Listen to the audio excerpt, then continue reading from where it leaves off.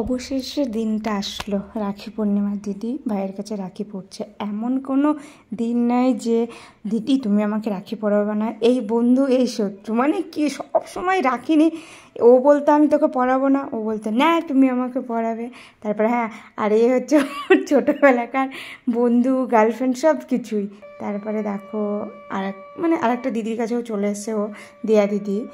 মানে যবে থেকে ও গুজরাটে এসছে তবে থেকে ঈশা দিদি, তারপরে দিয়া দিদি, আরও দুটো দিদি আছে, সবার কাছেই রাখি পরে। যেহেতু বাড়িতেও থাকে না, বাড়িতেও দিদিরা আছে, খুব মিস করে। তারপরে দেখো এখানেও দিয়া দিদির কাছে রাখি পরে নিচ্ছে, আর আমি ওকে বলছি প্রণাম করতে।